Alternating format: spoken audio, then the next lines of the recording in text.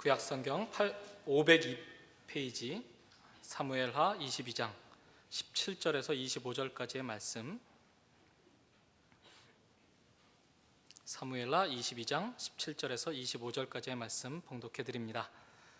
그가 위에서 손을 내미사 나를 붙드시며 많은 물에서 나를 건져내셨도다. 나를 강한 원수와 미워하는 자에게서 건지셨으며 그들은 나보다 강했기 때문이로다. 그들이 나의 재앙의 날에 내게 이르렀으나 여호와께서 나의 의지가 되셨도다. 나를 또 넓은 곳으로 인도하시고 나를 기뻐하심으로 구원하셨도다. 여호와께서 내 공의를 따라 상 주시며 내 손의 깨끗함을 따라 갚으셨으니 이는 내가 여호와의 도를 지키고 악을 행함으로 내 하나님을 떠나지 아니하였으며 그의 모든 법도를 내 앞에 두고 그의 규례를 버리지 아니하였음이로다. 내가 또 그의 앞에 완전하여 스스로 지켜 죄악을 피하였나니 그러므로 여호와께서 내 의대로 그의 눈앞에서 내 깨끗한 대로 내게 갚으셨도다. 아멘. 사무엘하 21장에서 24장까지는 보통 이제 한 묶음으로 이해를 합니다. 그래서 다윗의 생애의 이제 전체를 종합하는 내용을 여기 이제 담고 있죠. 오늘 읽은 22장에도 보시면 1절에 여호와께서 다윗을 모든 원수의 손과 사울의 손에서 구원하신 그날에 다윗이 이 노래의 말씀으로 여호와께 아뢰었다라고 되어 있습니다.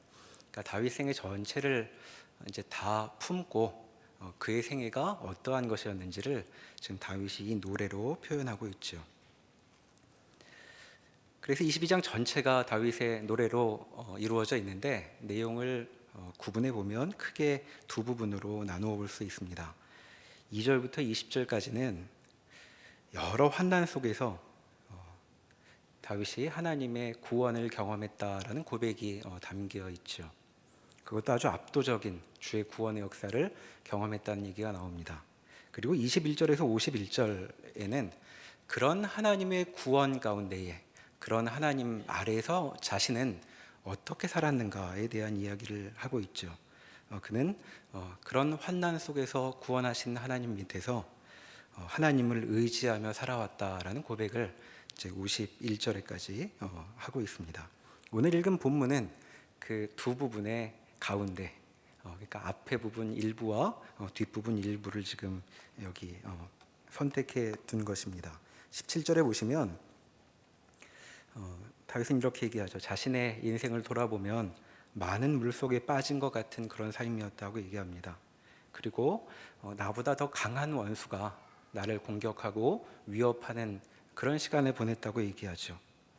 게다가 그 적들은 재앙의 날이면 빠짐없이 나타났다고 얘기합니다. 그러니까 그저 적이 나타나서 어려웠던 게 아니라 힘들고 어려울 때면 마치 안 것처럼 적들이 와서 환난을 더했다 하고 얘기하죠. 그래서 어떻게 됐는가? 내 인생은 20절에 그러나 하나님께서 살려주셨다. 그런 환난 속에서 주께서 살려주신 인생을 살았다 하는 얘기를 여기 고백합니다. 그리고 21절부터는 그런 하나님 앞에서 자신이 어떻게 살았는가를 이야기하죠. 의롭게 살았고 자신의 손은 깨끗했다고 얘기합니다. 22절에 보면 여호와의 도를 지키는 삶이었다. 자신은 악을 행함으로 하나님으로부터 떠나가지 않았다 하고 얘기하죠. 그래서 그는 여호와의 법도와 규례를 중요하게 여긴 삶을 살았다고 얘기합니다. 그리고 24절에는 감히 흠없이 악을 피하였다라고 자기의 삶을 얘기하고 있습니다. 우리가 지금까지 그 다윗의 생애를 보면서 다윗이 과연 흠이 없었나 이제 이렇게 물을 만한 여러 가지 일들을 보았죠. 그럼에도 다윗은 지금 자신의 생애를 돌아보면서 자신은 하나님의 도, 여호와의 도, 여호와께서 정하신 길을 따라 사는 일에 거기에서 관심이 떠난 적이 없었다라고 지금 얘기하고 있는 것입니다. 그러니 다윗의 생애를 지금 스스로 고백하면서 다윗은 내 인생이 어떠한가를 정리하자면 여호와라는 분을 빼놓고는 설명할 수 없는 인생이다 하고 말하고 있는 것입니다.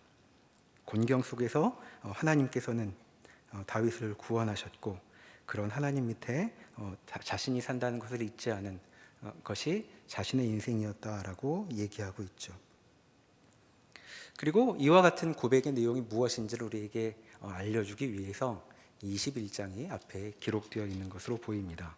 앞에 21장에 가보시면 지금 이야기한 이 두 국면, 환난 속에서 하나님께서 그 다윗의 생애를 보호하셨던 것, 그리고 그런 하나님 밑에서 하나님의 길을 따라 여호와의 도를 따라 사는 것이 무엇인지를 우리에게 구체적인 사건을 열거하며 알려주고 있죠. 21장을 가보시면 여기도 이제 두 가지 이야기가 나옵니다. 앞쪽은 기브온 족속과 관련된 이야기고 뒤쪽은 블레셋과 관련된 이야기입니다. 먼저 15절부터의 내용이 그 다윗이 22장에서 얘기한 환난 속에서 자신을 구원하신 하나님에 대한 이제 그 고백이 어떤 장면들을 담고 있는지를 우리에게 좀 더 생생히 보여준다고 할 수 있겠죠. 15절에 보면 그 블레셋 사람들과 관련된 다윗의 치세의 사건들이 여기 기록되어 있습니다. 더더군다나 그냥 블레셋이 아니고 블레셋의 거인들이 여기 지금 등장을 하죠. 여러분 여기서 블레셋이 어떤 존재인지를 먼저 기억해 볼 필요가 있습니다. 왕정이 있기 전에 그 블레셋과 그 어려운 싸움들을 했죠. 그래서 급기야는 그 엘리 사사 시대에 하나님의 궤를 빼앗기는 일이 블레셋과의 전투에서 이제 벌어졌던 일입니다. 그렇게 그 사정없이 패하고 나서 이스라엘이 사무엘에게 와서 왕을 요구하죠. 우리도 다른 나라처럼 왕이 있어야 되겠습니다. 그런 요구가 생겨났던 것은 이제 그 블레셋과의 싸움 때문이었습니다. 그래서 이제 그 등장한 왕이 사울이었고 사울은 평생 블레셋과 싸우죠. 그리고 최후도 블레셋과의 싸움에서 끝이 납니다. 그러니까 사울은 블레셋과 싸우다가 이제 죽임을 당하죠. 그리고 그 생애에도 블레셋은 그의 통치에 중요한 영향을 많이 끼쳐서 우리가 앞서 보았듯이 다윗을 죽이려고 쫓아다니다가도 블레셋이 쳐들어오면 늘 블레셋 막으러 가는 바람에 이제 추격을 멈추고 있던 장면들이 성경에 기록되어 있습니다. 요약해 보자면 사울 치세의 블레셋은 사울 통치의 독립변수였던 거죠. 기억나십니까? 독립변수? 예. 그 독립변수가 뭐가 들어갔느냐에 따라 그 결과가 달라집니다. 자, 사울이 무엇을 할 수 있었느냐는 블레셋에 달려 있었던 것이죠. 블레셋이 쳐들어오면 사울은 딴 일 다 못하고 블레셋과 싸워야 했고, 그리고 블레셋이 가만히 있으면 사울이 딴 일에도 좀 신경을 쓸 수 있었습니다. 그리고 사울은 자신의 생애마저도 블레셋이 쳐들어왔고 블레셋의 손에 마치게 되죠. 바로 그런 존재가 지금 블레셋입니다.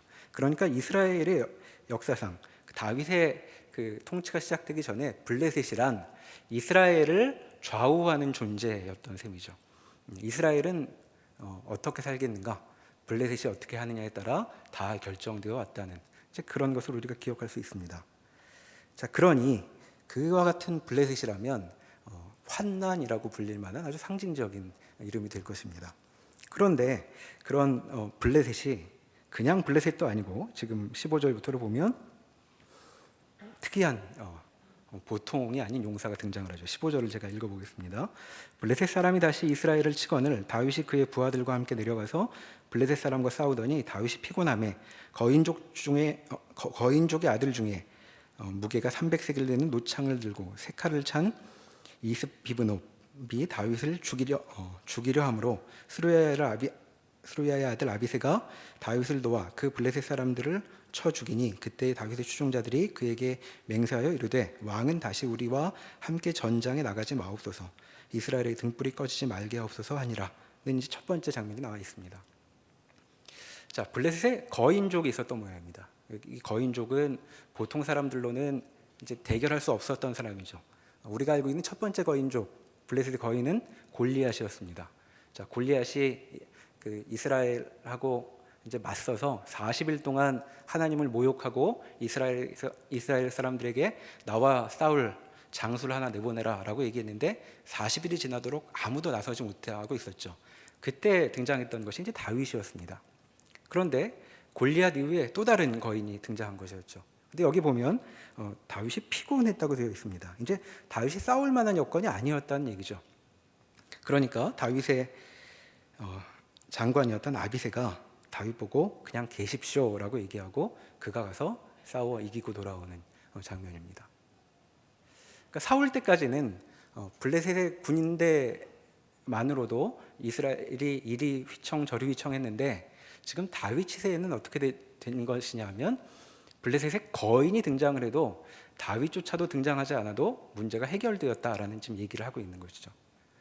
그리고 두 번째 그 거인이 또 등장합니다. 18절에 보면 삽이라는 사람이 나오는데 역시 다윗은 등장하지 않고 십부게라는 사람이 와서 죽이죠. 19절에 보면 골리앗의 아우 라흐미라는 또 다른 거인이 등장을 하는데 엘하난이라는 사람이 가서 죽입니다. 그리고 20절에 보면 이름은 안 나와 있는데 키가 큰 자 하나가 나옵니다. 그런데 굉장히 인상적으로 손가락이 8개, 6개씩 있었고 발가락이 6개씩 있는 거인이었다라고 얘기합니다.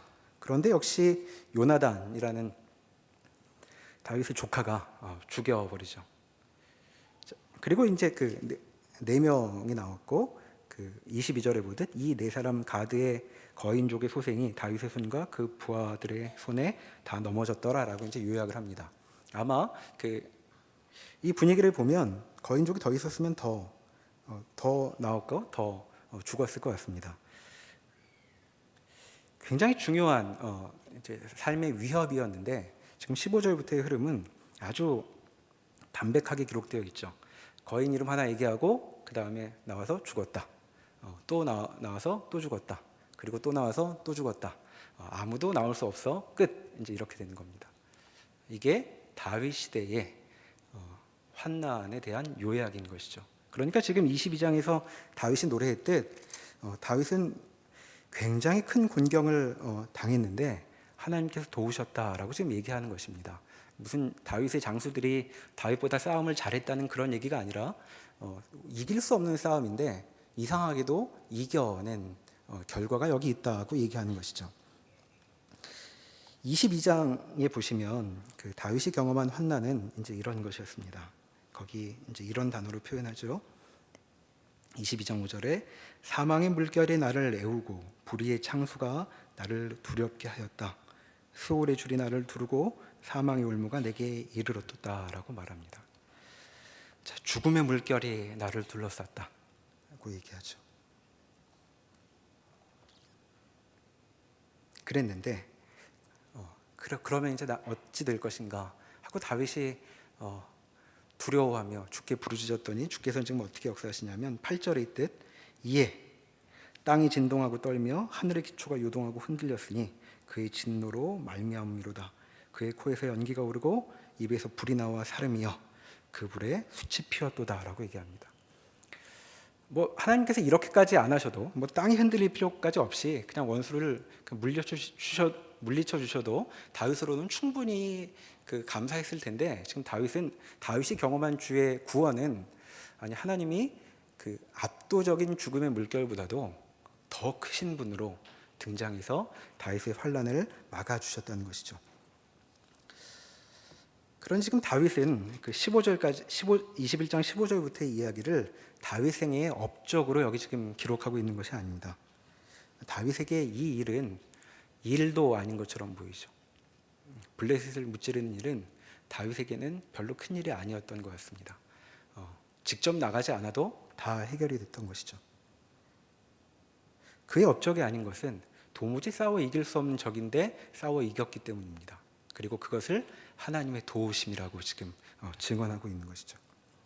자, 그러면 다윗은 사울과 달리 블레셋 싸우느라 인생을 보낸 게 아니라면 대체 뭘 하고 있었던 것일까?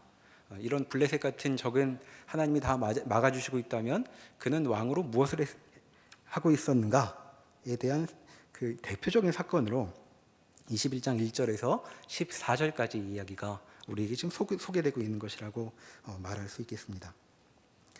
여기 나오는 등장인물들을 보면 우리가 이제 살펴볼 텐데 블레셋과는 비교도 안 될 만큼 사람들의 주목을 사지 않는 그런 별 볼 일 없는 사람들이 여기 이제 등장을 하죠.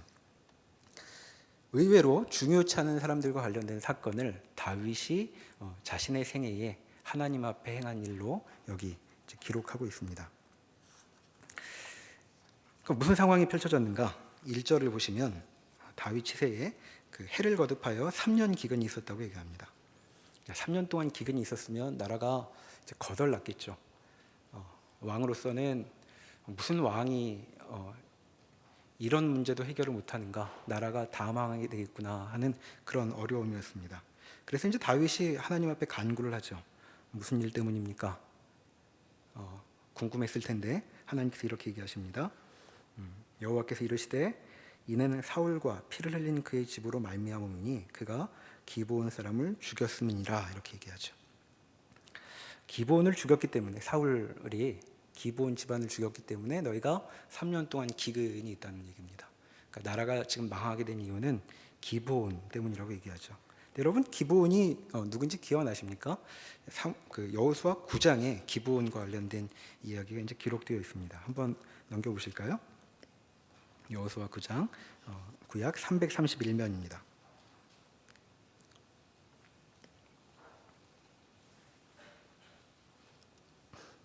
구약 331면에 여호수아 9장에 보면 지금 어떤 맥락이냐 하면 이제 가나안을 정복하는 일이 시작이 되었죠. 그래서 요단강을 건너서 여리고성과 그리고 또 우여곡절 끝에 이제 아이성을 함락을 합니다. 그랬더니 1절에 보니까 가나안 족속들이 이 얘기를 듣고 2절에 모여서 일심으로 여호수아와 이스라엘에 맞서서 싸우려 하더라라고 이제 기록이 되어 있습니다. 그런데 3절에 보면 기브온이라는 족속은 이 일을 듣고 다른 족속들과는 다른 식의 결정을 하죠. 4절에 보면 그 얘기를 듣고 꾀를 내어 사신의 모양을 꾸미되 헤어진 전대와 헤어지고 찢어져서 기운 가죽 포도주 부대를 나귀에 싣고 그 발에는 낡아서 기운 신을 신고 낡은 옷을 입고 다 마르고 곰팡이가 난 떡을 준비하고 여호수아에게 옵니다. 자, 왜 이렇게 오냐 하면 밑에 읽어보면 알겠지만 가나안에 있는 족속들은 하나도 남겨두지 말라는 하나님의 명령을 받았기 때문에 가나안에 사는 한 그 생명을 부지할 수 있는 이제 가능성이 없죠. 그래서 여호수아 앞에 나타나기를 먼 곳에서 온 사람들인 것처럼 하고 이제 나타나는 것이죠. 그래서 이제 대뜸 이렇게 얘기합니다. 6절에 보면 그들이 여호수아에게 이르러 그와 이스라엘 사람들에게 이르되 우리는 먼 나라에서 왔나이다. 이제 우리가 조약을 맺읍시다. 단도직입적으로 조약 맺으러 왔습니다. 이렇게 얘기합니다. 그랬더니 여호수아가 어디 출신이냐 이렇게 묻죠. 그랬더니 그 이하에 먼 곳에서 왔다고 얘기하죠. 우리 요 동네 사람 아닙니다. 그리고 하여튼 조약을 맺읍시다. 이제 여러 번 반복이 되는데, 그래서 그 얘기를 듣고 14절로 넘어가 보면 무리가 그들의 양식을 취하고는 이제 하고 있는 행색과 가져온 음식들을 보고 먼 곳에서 왔다고 생각을 하고 어떻게 할지를 여호와께 묻지 아니하고 여호수아가 곧 그들과 화친하여 그들을 살리리라는 조약을 맺고 회중 족장들이 그들에게 맹세하였더라라고 되어 있습니다. 그래서 이들이 죽지 않고 살게 되죠. 근데 나중에 이들이 알고 보니까 가까이 있는 족속이란 걸 알고 그 이스라엘 사람들이 18절에 보면 족장들에게 따집니다. 물리쳐서 진멸시켜야 되는데 뭐 잘 알지도 못하고 왜 맹세를 한 겁니까? 이렇게 따지니까 19절부터 보면 모든 족장이 온 회중에게 이르되 우리가 이스라엘의 하나님 여호와로 그들에게 맹세하였은즉 이제 그들을 건드리지 못하리라. 우리가 그들에게 맹세한 맹약으로 말미암아 진노가 우리에게 임할까 하노니 이렇게 행하여 그들을 살리리라고 얘기하죠. 그래서 우리가 그들과 언약을 맺었기 때문에 죽일 수가 없다.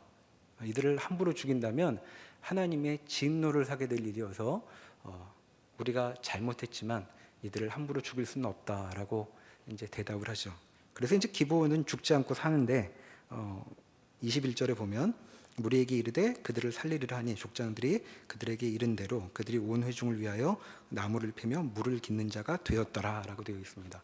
그래서 이 이후로 기브온 족속은 그 이스라엘 가운데 살면서 물 깃는 자와 나무 패는 자로 이제 살게 되죠.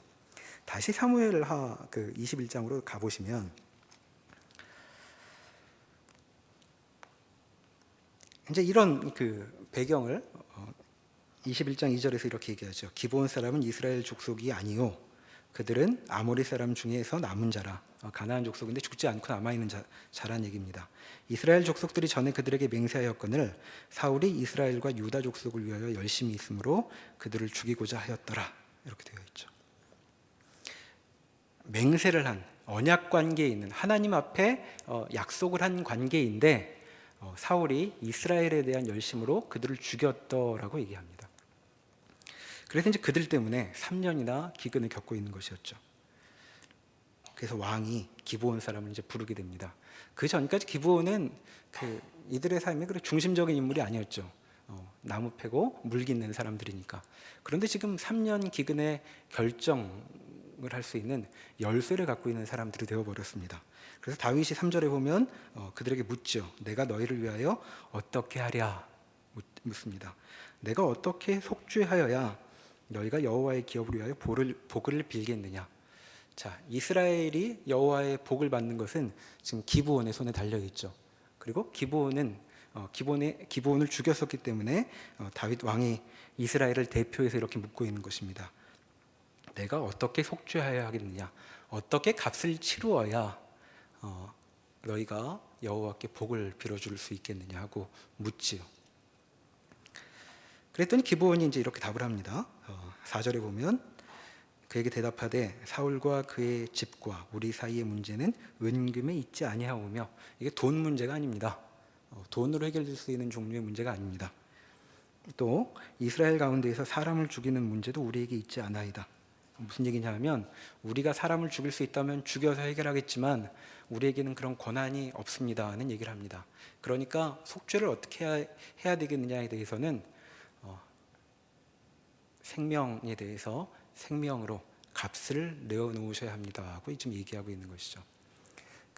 민수기에 보면 이스라엘 안에서의 모세의 율법에 따라서도 고의로 살인한 자는 절대로 돈으로 속전할 수 없다고 하나님께서 말씀하십니다. 그 피는 피로 갚아야 한다라고 얘기하죠. 그러니까 지금 기브온 족속의 얘기를 듣고 다윗은 이제 어려운 결정을 해야 하는 것이죠. 생명을 빼앗은 문제이기 때문에 다른 생명으로 값을 치러야 하는 문제가 여기 등장한 것입니다. 6절에 보면 사울의 자손 7사람을 우리에게 내주소서. 여호와께서 택하시는 사울의 곡을 기브아에서 우리가 그들을 여호와 앞에서 목매어 달겠나이다. 이렇게 얘기합니다. 그러니까 이게 지금 사적인 원한이 아니라 여기 표현되고 있듯이 여호와 앞에서 목매어 달겠나이다. 여호와 앞에서 맺은 언약에 대한 위반이기 때문에 여호와 앞에서 그 위반된 언약에 대한 값을 치루어야 우리가 주 앞에 당신들의 복을 빌 수 있을 것입니다라고 얘기하고 있죠. 다윗은 내가 내주리라 라고 얘기합니다. 그래서 이제 다윗이 기브온과의 언약의 문제를 여기서 다루게 되죠. 그런데 이 첫 번째 결정으로 인해서 다윗은 두 번째 언약의 문제와 대두가 됩니다. 그것은 7절에 있듯 다윗과 그의 사울의 아들 요나단 사이에 서로 여호와를 두고 맹세한 것이 있으므로 라는 이제 언약이었죠. 우리가 앞서 보았던 것처럼 요나단과 다윗은 굉장히 깊은 사이가 있었고 그들 사이에 이제 언약을 맺죠. 누가 왕이 되면 서로의 자손들을 책임져 주기로 이제 언약을 맺었고 요나단이 다윗에게 그 맹세를 하게 했었습니다. 그때도 요나단이 뭐라고 얘기하냐면 여호와의 인자함을 베풀어서 나에게 이 약속을 해달라. 내 생명뿐만 아니라 나의 자손들의 생명도 책임져 달라고 얘기하고 다윗이 알겠다고 응낙을 하죠. 그래서 여호와 앞에 한 요나단과의 맹세가 이제 다윗에게 지켜내야 될 두 번째 언약이 되는 것입니다. 그래서 사울의 손자 요나단의 아들 무비보셋을 아끼게 돼서 이제 무비보셋이나 그의 자손들이 아닌 다른 자들 중에 죽을 자를 고르게 되죠. 그래서 8절에 보면 리스바라는 여인, 사울의 첩이었는데 그에게서 난 자 곧 사울의 두 아들 알모니와 무비보셋이라는 두 사람하고 그리고 사울의 딸 메랍의 아들들 5을 붙잡아 기브온 사람 손에 넘깁니다. 별로 즐거운 일도 아니고 유쾌한 일도 아니고 죽음이 비롯된 일이었죠. 그러나 이런 일이 있어야만 속죄가 가능했기 때문에 이렇게 진행이 됩니다. 그랬더니 9절에 기브온 사람들이 그들을 산 위에서 여호와 앞에 목매되어 달았다라고 얘기하죠. 역시 여호와 앞에서 이 일이 진행이 됩니다. 그들이 동시에 죽으니 죽은 때는 곡식 베는 첫날 곧 보리를 베기 시작하는 때더라라고 이제 되어 있습니다. 그렇게 해서 지금 그 기브온과의 문제가 다 해결되는 것처럼 보이는데 이야기는 여기서 끝나지 않고 좀 더 이어지죠. 10절부터의 이야기입니다. 아야의 딸 리스바가 굵은 배를 가져다가 자기를 위하여 바위 위에 펴고 곡식 베기 시작할 때부터 하늘에서 비가 시체에 쏟아지기까지 그 시체에 낮에는 공중의 새가 앉지 못하게 하고 밤에는 들짐승이 범하지 못하게 한지라라고 이제 되어 있습니다. 두 아들을 잃은 어머니죠.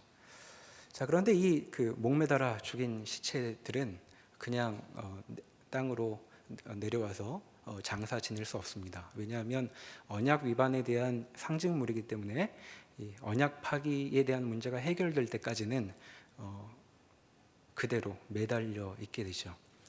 자, 언약 파기에 대한 문제가 해결됐는지를 알 수 있었던 것은 하늘에서 비가 쏟아지는 것. 3년 기근은 언약 때문에 빚어진 일이었기 때문에 비가 내려야만 이 일이 완결된다고 알 수 있었죠. 얼마 만에 비가 쏟아졌는지는 우리가 알 수 없지만 리스바는 매달려 있는 자식들의 곁에 있습니다. 자, 매달려 있으니 낮에는 새들이 뜯어 먹으려고 내려오고 밤에는 짐승들이 그 근처를 배회하죠. 그런데 이 어머니가 그 옆을 떠나지 못하고 그걸 막아서고 있습니다. 단지 두 아들뿐만 아니라 이 7명의 사울의 자손들의 시체를 지키고 비가 올 때까지 기다리고 있었죠. 11절에 보면 이 일이 리스바가 행한 일이 다윗에게 알려짐에라고 됩니다. 다윗이 나중에야 그 얘기를 알죠. 그리고 나서 다윗은 의외의 행동을 합니다. 12절에 보면 다윗이 가서 사울의 뼈와 그의 아들 요나단의 뼈를 길르앗 야벳 사람에게서 가져가니 이는 전에 블레셋 사람들이 사울을 길보아에서 죽여 블레셋 사람들이 벳산 거리에 매단 것을 그들이 가만히 가져온 것이라 라고 되어 있습니다. 그 얘기를 듣고 다윗은 잊었던 일을 기억했던 것으로 보이죠. 아마 그렇게 마음 아프게 하고 있는 것을 보니까 장사를 지내주고 싶었던 모양인데 그냥 그 7명을 장사 지내줄 수는 없었던 모양입니다. 왜냐하면 성경은 분명히 나오지 않지만 이제 이 본문을 이해하는 사람들은 이제 이렇게 말하죠. 이 자손들이 매장이 되려면 사울의 집안 묘소에 매장되어야 이제 올바르게 처리를 하게 되는 일이 되는데 지금 사울 집안의 묘소에 이들의 아버지인 또는 할아버지인 사울은 없었던 것입니다. 사울의 뼈는 지금 어디 있느냐? 예전에 우리가 사무엘상 끝부분에서 봤던 것처럼 블레셋이 죽여가지고 그 전투하던 성 벽에 요나단과 함께 박아서 매달아 놓죠. 그랬더니 그 길란 야벳 사람들이 예전에 은혜를 갚으려고 밤새도록 달려가지고 그 시체를 가지고 옵니다. 그래서 이제 요단강 건너편에 자기들이 있던 곳에 매장해 두고 있었죠. 그런데 일이 그것으로 끝난 게 아니었음을 지금 다윗이 기억했던 것입니다. 왜냐하면 다윗은 사울과 맺은 언약이 있었죠. 그게 사무엘상 24장에 나옵니다. 앞으로 한번 넘겨보시겠습니까? 사무엘상 24장 450년입니다.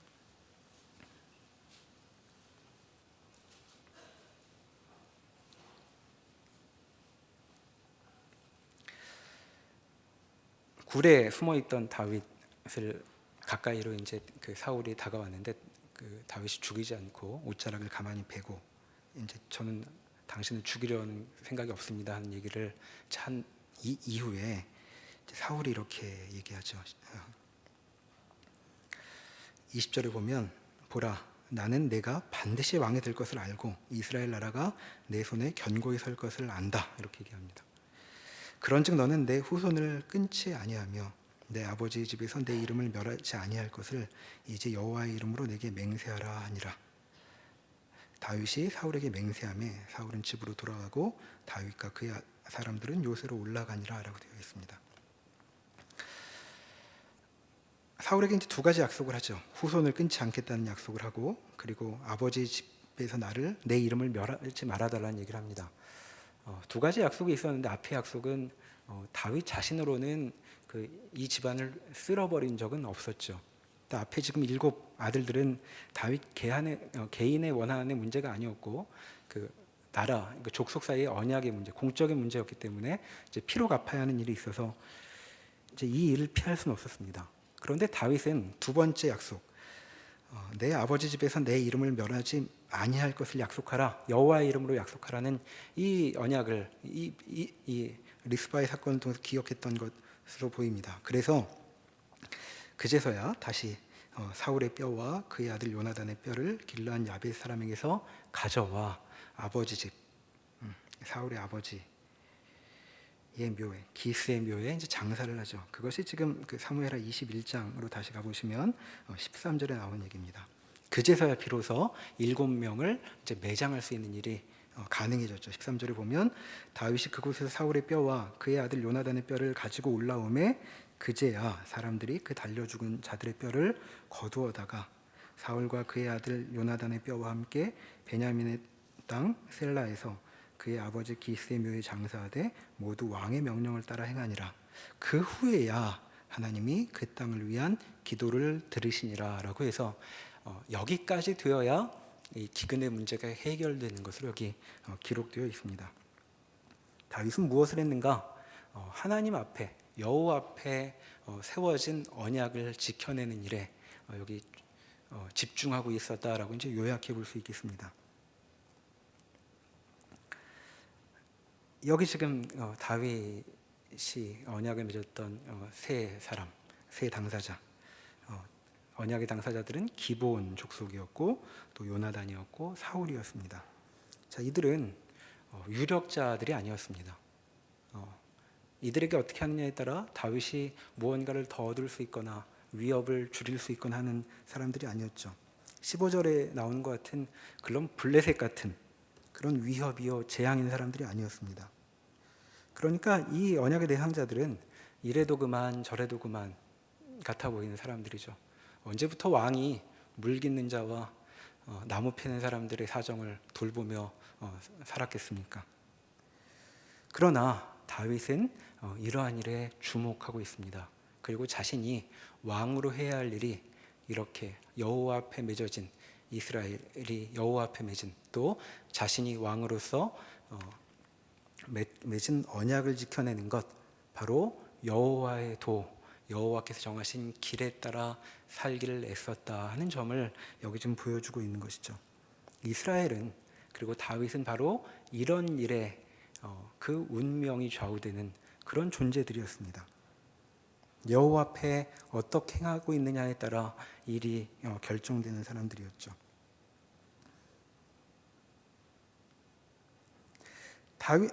다윗 시대의 이스라엘을 위협한 것은 그러니 블레셋이 아니라 아주 약자들과 맺은 언약이 바로 이스라엘의 앞날을 좌우하는 일이었다라고 말할 수 있겠습니다.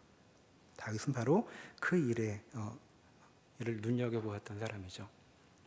다윗이 환난에 대해서 많이 주 앞에 부르짖고 어려움을 토로하고 있는데, 우리가 다윗의 생애를 보면서 확인하게 되는 것은 다윗은 그 문제를 어떻게 해결받는지를 잘 모른 채 해결받을 때가 많다는 사실이었습니다. 압살롬과의 어려움을 겪은 것 우리 보았던 것 기억하시죠?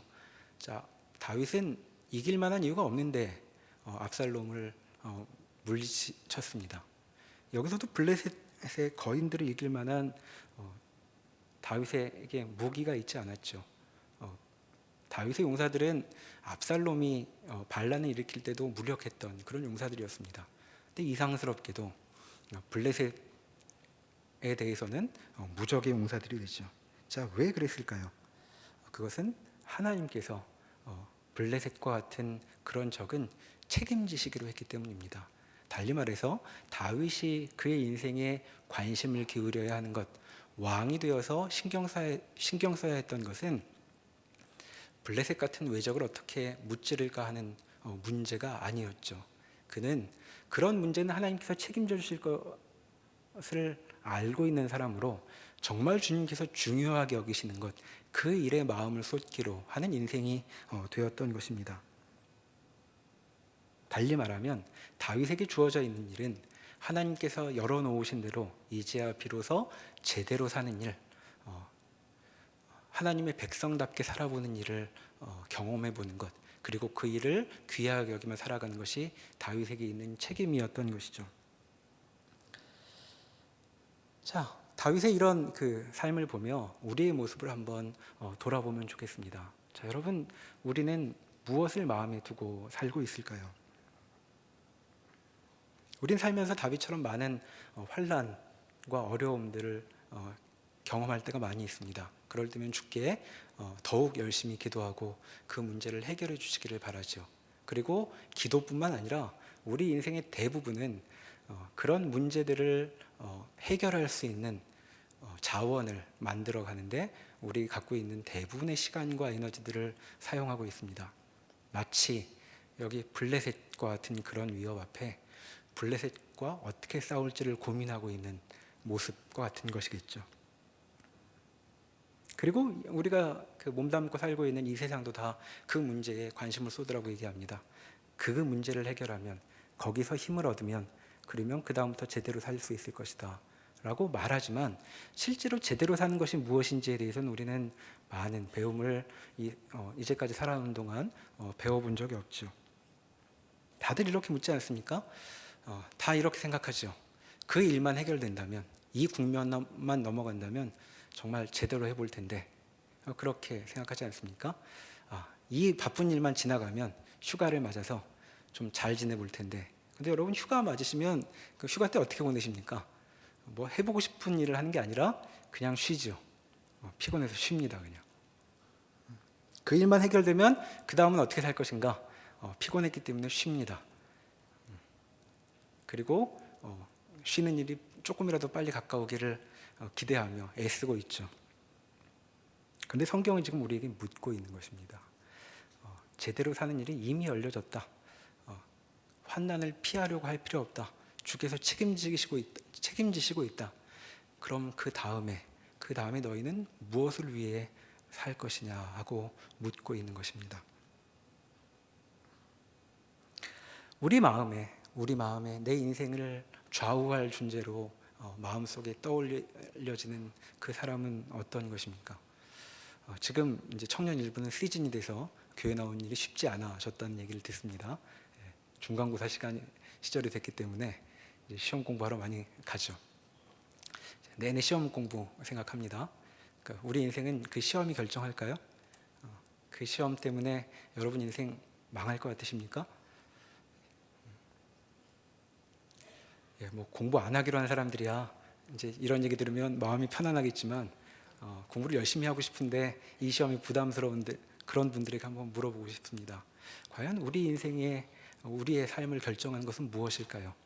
블레셋일까요? 아니면 기브온, 그리고 이미 죽어 아무 말하지 않는 요나단과 사울 같은 그런 존재일까요? 세상은 블레셋 이겨야 된다고 우리에게 계속 얘기하고 있습니다. 그리고 우리 마음속으로도 블레셋 같은 위협 가운데 우리가 살 수 있을까를 늘 고민하고 있죠.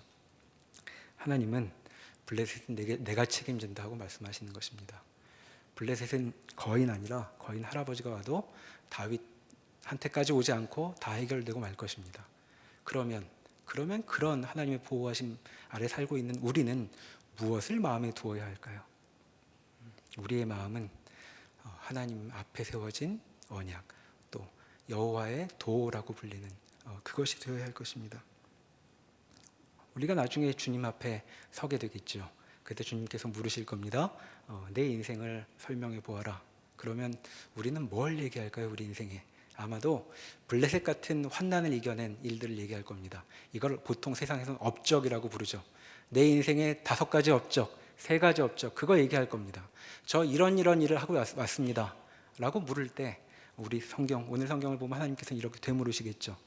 아니, 블레셋 말고, 블레셋은 내가 다 해결했다니까, 그거 말고 다른 일, 내가 열어놓은 여호와 하나님께서 열어놓으신 길을 걸으며 내가 주목했던 일, 소중히 여기며 지켜낸 일, 그 일 좀 얘기해 보아라 라고 주께서 되물으실 텐데, 우리는 평생 학점 몇 점 받고 어느 회사 다녔고 어떤 업적을 이루었는지만 말하고 만다면 하나님은 우리와 아무 얘기도 하실 수가 없으실 것입니다. 우리 인생은 세상이 말하는 것처럼 그 몇 가지를 확보한다고 해서 이기거나 승리할 인생이 아니기 때문입니다. 자, 오늘 우리 마음속에 있는 것을 이 시간 다시 돌아보면 좋겠습니다. 과연 우리 마음에, 우리 인생의 가장 중요한 문제로 떠올리고 있는 것은 무엇일까요? 만약 그것이 블레셋과 같은 것이라면 잊어버립시다. 그 일 환난처럼 우리를 괴롭힐 것이지만 우리 인생을 결정짓지 못할 것입니다. 우리에게 오기 전에 하나님께서 다 해결해 버리실 것입니다. 왜냐하면 하나님은 블레셋과 싸우는 일에 우리를 부르시지 않았기 때문입니다. 비로소 그 문제 말고 하나님과 이루어 가야 할 일, 하나님의 영광이 드러난 일, 그 일에 우리의 마음의 중심을 두라 하고 얘기하고 있습니다. 다윗은 여러 가지로 흠이 많았지만, 그리고 완전한 모습이 아니었지만 자신의 인생에 중요한 것이 무엇인지는 잊지 않았던 사람으로 보입니다. 우리도 다윗처럼 물 깃고 나무 패는 사람의 사정에 귀 기울이며 주 앞에 내가 어찌 행해야 할까를 눈여겨볼 수 있는 그런 사람이 되어야 할 것입니다. 이미 죽어 없어져 버렸으나 약속의 책임을 지고 하나님께서 기뻐하시는 대로 행하는 그런 모습을 따라야 할 것입니다. 그렇게 사는 일을, 그 일을 위해 주께서 우리를 부르셨고 그 일을 위해 우리가 집중하기로 하면 나머지는 주께서 다 막아주시겠노라고 오늘도 약속하고 계십니다. 그래서 다윗은 지금 승전가라고 불리는 노래를 하고 있습니다. 우리도 승전가를 부르도록 부름받고 있으니 우리 하루하루의 인생이 그 승전가의 내용을 채우는 복된 시간이 되면 좋겠습니다. 기도하시겠습니다.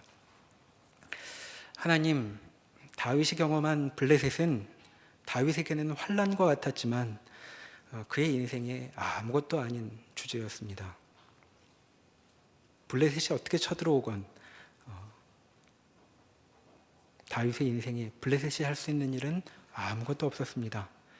그가 관심을 둘 일은 블레셋과 같은 환난의 문제가 해결될 때 비로소 마음을 쏟을 수 있을 것 같은 그런 일이었습니다. 주님, 동일한 자리로 우리를 부르시고 있는 것 저희가 기억합니다. 과연 주님, 우리 마음에 무엇을 품고 무엇을 중요하게 여기며 살아야 할 것인지 저에게 가르쳐 주시고 주께서 가르쳐 주신 것을 용기 있게 순종하며 따르는 저희 되게 붙들어 주시옵소서. 예수님의 이름으로 기도합니다. 아멘.